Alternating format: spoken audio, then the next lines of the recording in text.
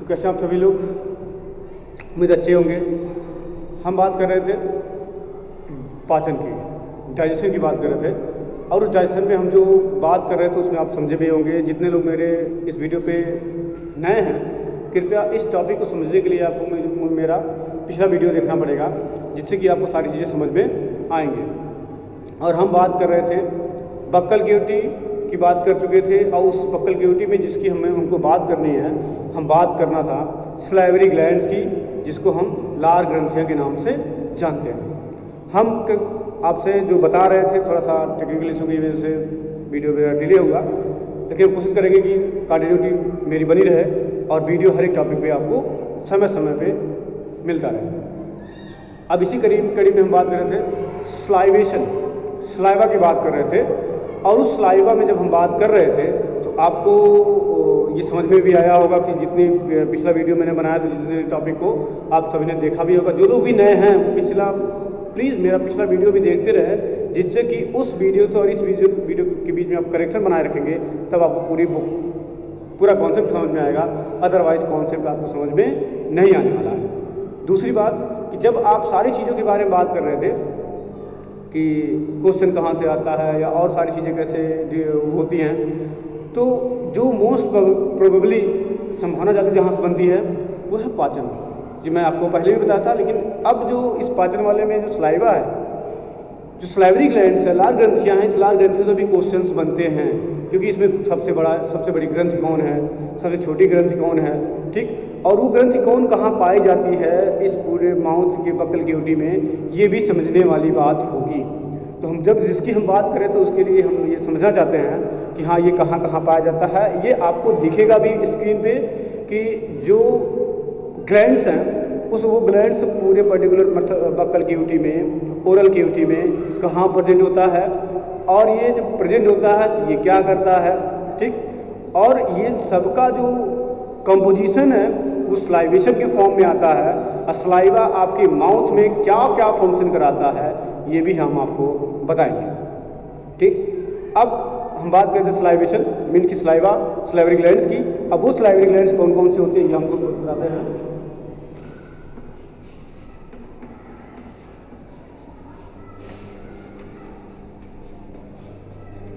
Salivary glands जिसको हम कहते हैं हिंदी में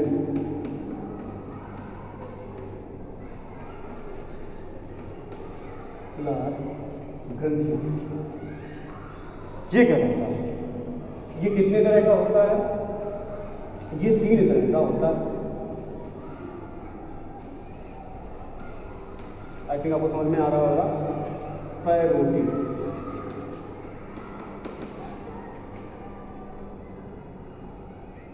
ग्लैंड, ठीक। दूसरा होता है सब,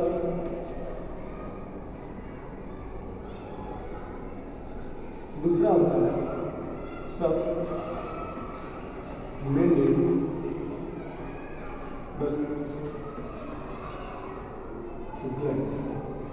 तीसरा होता है सब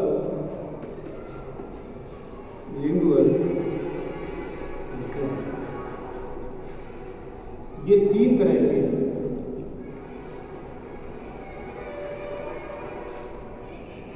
ग्लैंड्स पाई जाती हैं।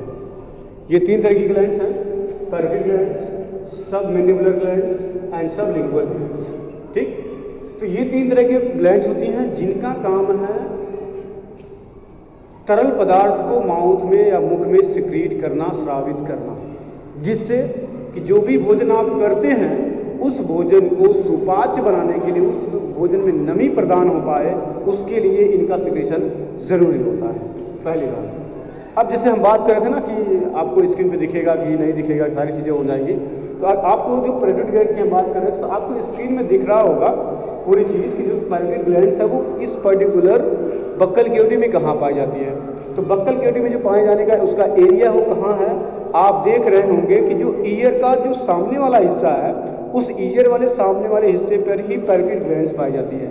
कहाँ पाई जाती है कि जो ईयर का सामने वाला हिस्सा होता है उसी हिस्से में ये पैरोटिड ग्लैंड्स पाई जाती है। अब जैसे कि आपको प्रैक्टिकली कैसे समझना है कि कहाँ है, ये ईयर है दोनों, इसका जो ये वाला साइड है, ये आगे वाला और यहाँ आगे वाला जो हिस्सा है, यहाँ पर प्रेजेंट होता है पैरोटिड ग्लैंड्स, ठीक। और इसका सिक्रीशन जो होता है वो आपके माउथ में ही होता है, ठीक। एक चीज़ ये क्लियर हो गया। और दूसरी बड़ी बात कि ये सबसे लार्जेस्ट ग्लैंड होती है स्लाइवरी ग्लैंड्स में, सबसे बड़ी ग्रंथि होती है स्लाइवरी ग्लैंड्स में। इट मीन्स कि जो ग्लैंड्स है ये सबसे बड़ी ग्रंथि है। इसमें भी क्वेश्चन बनता है कि लार ग्रंथियों में सबसे बड़ी ग्रंथि कौन होती है, ये आपको ध्यान रखना है। तो लार ग्रंथियों में सबसे बड़ी ग्रंथि कौन सी है? पैरोटिड ग्लैंड्स, ठीक। अब दूसरी हम बात कर रहे थे सब मैंडिबुलर ग्लैंड। अब सब मैंडिबुलर ग्लैंड जो होती है वो कहाँ प्रेजेंट होती है बॉडी में, या उस पर्टिकुलर माउथ में कहाँ प्रेजेंट होता है, ये समझने वाली बात होगी, ठीक। तो ये समझने वाली जब बात होती है तो कहाँ ये प्रेजेंट होगा ये हम बता रहे हैं आपको। जैसा कि सब मैंडिबुलर ग्लैंड की बात कर रहे हैं तो आपको स्ट्रक्चर दिख रहा होता, उसी स्ट्रक्चर में सेम जो आपके स्क्रीन में दिख रहा है उसमें देख रहे होंगे कि जो आपकी लोअर जा होता है, जो जबड़ा होता है, आपका नीचे वाला जबड़ा होता है, उस लोअर जा या जबड़े के नीचे इस साइड में मैंडिबुलर ग्लैंड्स प्रेजेंट होती है। कहाँ पे? इस नीचे पे, यहाँ पे प्रेजेंट होती है। जैसा कि आपको दिख रहा है पूरा क्लियर कि कहाँ ये प्रेजेंट है, आपको क्लियर हो रहा होगा कि हाँ ये कहाँ प्रेजेंट होती है, इस जगह पे ये प्रेजेंट होती है। और इसका सिक्रीशन जस्ट नीचे, टंग के नीचे ही इसका सिक्रीशन होता है, या जो ओरल मिल्क लोअर जा होती है उसके साइड में इसका स्रावित होना होता है, ठीक। तो ये लार्जेस्ट सबसे बड़ी ग्रंथि ये हो गई। और उसके बाद तीसरी ग्रंथि जो होती है वो सबलिंगुअल ग्लैंड्स होती है, ठीक। तीसरी जो ग्रंथि है वो क्या कौन सी है? सबलिंगुअल ग्रंथि। अब सबलिंगुअल ग्लैंड्स का मतलब क्या है कि ये भी आपको दिख रहा होगा कि उस पर्टिकुलर स्ट्रक्चर में जो अभी आपकी स्क्रीन पे दिख रहा है उसमें भी ये सारी चीज़ें आपके सामने दिख रही है कि कहाँ कहाँ ये प्रेजेंट होता है। तो ये टंग के जस्ट नीचे, मतलब जो जीव है, जीवा है, उस जीव के जस्ट नीचे पाया जाता है कौन सा? ये सबलिंगुअल ग्लैंड। और इसका ओपनिंग भी जस्ट उसी जीव के नीचे ही वाले जो एरिया होता है उसी जगह पे ये होता है। तो ये सबसे छोटी सलाइवरी ग्लैंड्स होती है जिसका नाम है सबलिंगुअल ग्लैंड्स। ये भी पूछता है कि जो सलाइवरी ग्लैंड्स है उस सलाइवरी ग्लैंड में सबसे छोटी सलाइवरी ग्लैंड्स कौन सी होती है, तो इसका आंसर आपको मिलना चाहिए, तो वो है सबलिंगुअल ग्लैंड्स, पहली बात। दूसरी बात हमको समझना है एग्जाम के पॉइंट ऑफ व्यू से कि अब जो एग्जाम का पॉइंट ऑफ व्यू बना है वो पैटर्न चेंज होता चला जा रहा है। मैं पिछले वीडियो में भी जिक्र किया था, इस वीडियो में फिर जिक्र कर रहा हूँ कि पैटर्न चेंज हो रहा है, क्योंकि अब फैक्टेबल के क्वेश्चन कम कर दिया गया है। जो सीधे सीधे फैक्ट के फॉर्म में जो क्वेश्चन आते हैं उसको बदला गया है। अब जो क्वेश्चन आ रहे हैं, चाहे वो लोअर एग्जाम के क्वेश्चन हो चाहे हायर एग्जाम के क्वेश्चन हो, सभी में पैटर्न चेंज करते हुए अब सब में स्टेटमेंटल बेस्ड क्वेश्चंस आ रहे हैं, उसके साथ साथ कॉन्सेप्चुअल बेस्ड क्वेश्चन भी आ रहे हैं, पहली बात। दूसरी बड़ी बात कि अब ये जो क्वेश्चन बनने का तरीका पैटर्न मैं आपको बता रहा हूँ जो चेंज हो रहा है, वो क्यों चेंज हो रहा है, क्योंकि अब मैक्सिमम लोगों को ये पता है कि हाँ ये चीज़ें कहाँ कहाँ हो रही हैं, लेकिन अब जो एग्जामिनर है, जो एजेंसीज़ हैं, वो आपके ब्रेन के साथ खेलने का प्रयास करना शुरू कर दिए हैं। अब कैसे खेलती हैं ये भी आपको समझना है। खेलने का रीज़न क्या है कि अब वो आपके सामने ये जो पैटर्न दिया है, ये आंसर्स जो दिए हैं, ये सबको ऑलमोस्ट पता है, लेकिन अब वो जो करेगा वो कॉन्सेप्चुअल देगा एंड स्टेटमेंटल देगा, ठीक, कि इनमें से कौन सा इससे संबंधित नहीं है। इस तरह के क्वेश्चन हो, इनमें से कौन सा इनसे संबंधित नहीं है, पहली चीज़। दूसरी बात, यदि ये इससे संबंधित है तो क्या क्या है, इसके फंक्शन क्या क्या होते हैं, ये सारी चीज़ें आपको ध्यान में रखनी है। आने वाले जितने भी एग्ज़ाम होंगे, चाहे वो कोई भी एग्ज़ाम हो, चाहे छोटा एग्ज़ाम वनडे एग्ज़ाम हो, चाहे बड़ा वनडे एग्ज़ाम हो, जितना भी सारी चीज़ें हों, सब में आपको ये ध्यान रखने वाली बात है। ये सारी चीज़ें अब आपसे स्टेटमेंटल बेस्ड एंड कॉन्सेप्चुअल बेस्ड। तीसरी बड़ी बात कि ये जो आएगा मैच द कॉलम में भी पूछा जा सकता है आसानी से, कहीं कोई दो राय नहीं है। अब पूछने का रीज़न क्या है, जैसे मैंने बताया कि बड़ा छोटा बीच का ये है, ठीक, तो अब इसमें से पूछ लेगा कि इनमें से मैच कराइए कि इसमें से बड़ा क्या है, इसमें ये क्या है, और उसमें ये कहाँ प्रेजेंट होता है, उस पर्टिकुलर बक्कल क्यूटी में किस जगह पर प्रेजेंट होता है। ये एरिया मैंने अभी जस्ट आपको बताया कहाँ कहाँ ये तीनों प्रेजेंट होता है, ये आपको ध्यान रखने वाली बात है। दूसरी बात, ये इतनी सारी चीज़ें हो जाती हैं, अब आपको यही चीज़ समझना है कि यदि एजेंसियाँ एग्जामिनर जो एग्जामिनर्स होते हैं उनसे क्या करते हैं, उनके ब्रेन के साथ खेलने का प्रयास करते हैं, ब्रेन से खेलने के लिए आपको कॉन्सेप्ट क्लियर करना पड़ेगा, और उस कॉन्सेप्ट के लिए आपको इस तरीके से कॉन्सेप्चुअल टॉपिक को पूरी तरीके से काम कराना पड़ेगा, पहली बड़ी बात। दूसरी चीज़, जैसा कि आपको स्क्रीन पे दिखी रहा था और आज भी दिख ही रहा है कि सारी चीज़ें कहाँ प्रेजेंट है, ये आपको क्लियरली विजिबल है, तो ये आपको ध्यान में रखना है कि हाँ ये चीज़ कहाँ कहाँ प्रेजेंट होती है। इन फ्रंट ऑफ ईयर, ठीक, लोअर जो नीचे वाला जबड़ा होता है उसमें प्रेजेंट होती है, और उसके साथ साथ जो टंग है, टंग के नीचे ये वाली प्रेजेंट होती है। तो हम इसको लिख के भी आपको बताते हैं कहाँ कहाँ प्रेजेंट होता है, ये समझना है आपको। अब समझने वाली जो बात होगी, ये देख लीजिए,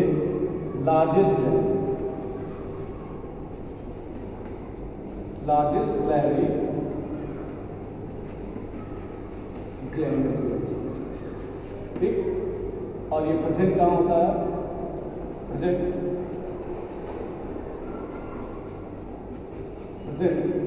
इन फ्रंट ऑफ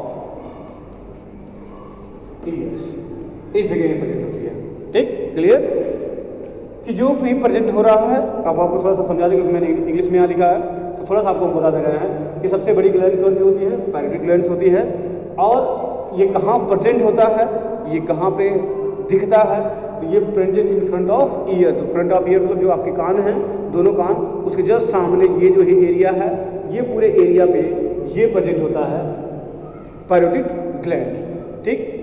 अब दूसरी बात जो हम बात कर रहे थे कि ये कहाँ प्रेजेंट होता है, ये प्रेजेंट लोकेट इन लोअर जॉ, लोअर जॉ में लोकेट करता है।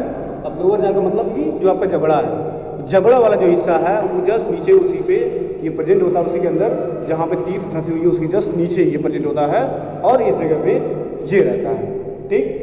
तीसरी सबसे बड़ी बात, इसमें दो पॉइंट आपको मेंशन करने हैं। पहला पॉइंट है स्मॉलेस्ट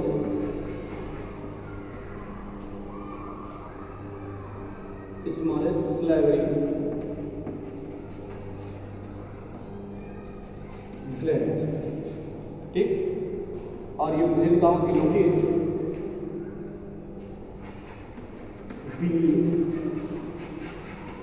the, मतलब आपकी जो जीभ है उस जीभ के जस्ट नीचे बिलो ये प्रेजेंट होता है, कौन सा, सबलिंगुअल ग्लैंड। उम्मीद करता हूँ कि आपको बहुत ही अच्छी तरीके से ये चीज़ समझ में आई होगी।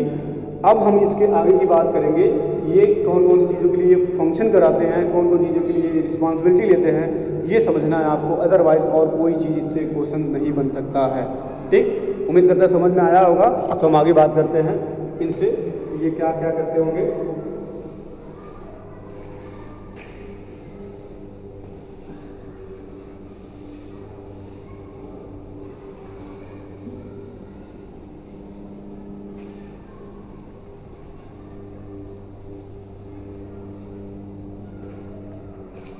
इनका कार्य क्या है,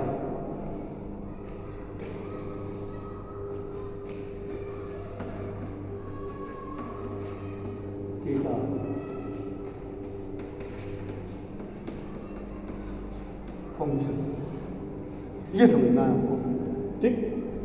तो सैलरी ग्लैंड्स सिक्रीट करती है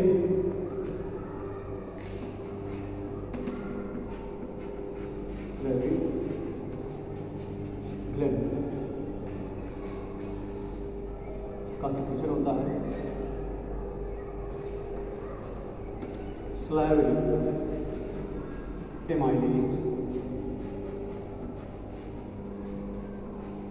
ठीक, पहला सबसे मेजर काम। और ये फंक्शन किस पे करता है,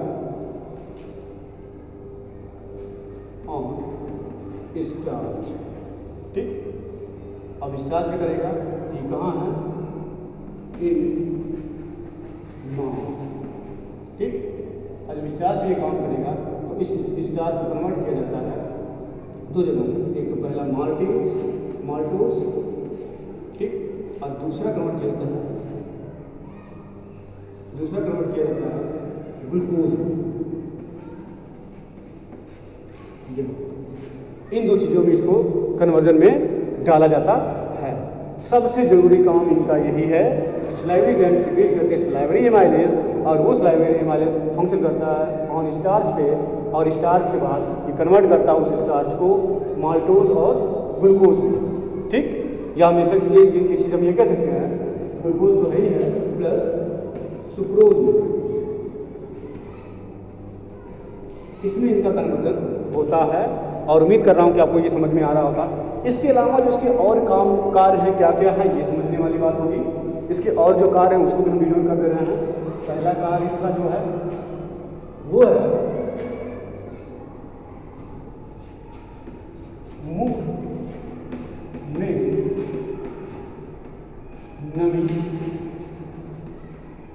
बनाना, पहला कार्य। दूसरा कार्य इसका और है कि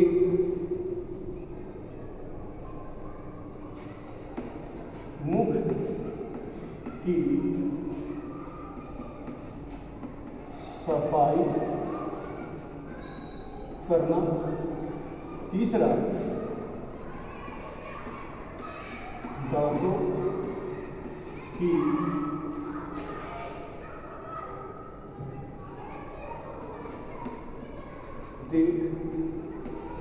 रेट करना। इसका मतलब कि ये काम करता है कि दांतों की भी सफाई करने में मदद करता है, जिससे कि दांत आपके क्या रहें, साफ रहें। ये नमी नहीं होगी तो आपको ये दिक्कत होगी। चौथी सबसे बड़ी बात काम ये क्या करता है, ये भी आपको समझना है। चौथा कार्य इसका देखिएगा, थोड़ा सा जगह की कमी पड़ रही है, ठीक, ध्यान लिखना। इसका चौथा कार्य जो है वो क्या है,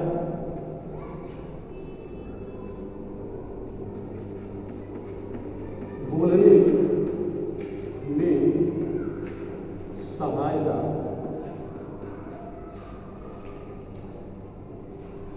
प्रदान करना। ठीक, ये हो गया। ठीक, सबसे मेजर काम तो आपको पता ही है।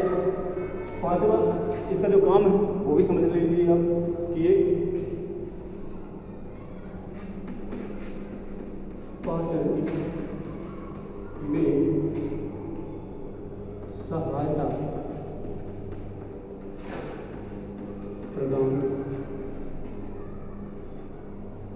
करना। ठीक, इसने इसके सलाइवा के 5 कार्य हैं। ये 5 कार्य आप नोट कर सकते हैं, अच्छे से स्क्रीनशॉट भी ले सकते हैं। ये 5 कार्य इसके सबसे ज़रूरी हैं। 5वें में तो इसको आई है, जिसको हम यहाँ लिखे हुए थे, ये इसका ये काम होता है। तो इस तरीके से इस सलाइवा का पूरा ओवरऑल जो आपका कॉन्सेप्ट है वो उम्मीद लगता है, मुझे उम्मीद है कि आपको समझ में आया होगा। और ये भी उम्मीद करते हैं कि आपको समझ में आया होगा कि इसको आप अपने के पास रखते हुए भी आप अपने जो भी पढ़ने वाले लोग हैं, जितनी भी सारी चीज़ें लोग स्टडी कर रहे हैं, सभी के लिए आप इसको फॉरवर्ड कर सकते हैं, इसको शेयर कर सकते हैं, जिससे कि उनको भी इस चीज़ के बारे में पता चल सके। ठीक, इसके साथ साथ कि अभी बहुत सी वैकेंसी आने वाली है, जैसे कि यूपीपी की 60,000 की वैकेंसी आने वाली है। तो किसी भी वैकेंसी के पॉइंट ऑफ व्यू से ये पाचन या पूरा बायोलॉजी जो मैंने अपने पिछले वीडियो में बताया है, सभी टॉपिक आपके लिए मोस्ट इम्पॉर्टेंट हैं, जहाँ से आपके लिए क्वेश्चन आएगा तो आएगा, अस्योटी क्वेश्चन आएगा तो आएगा। सबसे ज़रूरी वाली बात कि ये जो हिस्सा मैंने लिखा है ऑन स्टार्च पे वर्क करता है, और स्टार्च वर्क करने के बाद इसको कन्वर्ट करता है माल्टोज में, ग्लूकोज है ना, सुक्रोज में कन्वर्ट की बात करता है। ठीक, अब बात ये कर रहे थे, हम ये बता रहे थे कि जो सारी चीज़ें एक साथ चल रही हैं, तो आपको मैं पिछले वीडियो में बताया हूँ कि जो पाचन की शुरुआत होती है वो कहाँ से होती है। ये आपको ध्यान रखना, ये क्वेश्चन बनता भी है कि पाचन की जो शुरुआत होती है वो सबसे पहले शुरुआत होती है कहाँ से, वो शुरुआत होती है आपके माउथ से, मुख से ही होती है। ये ध्यान रखने वाली बात होगी।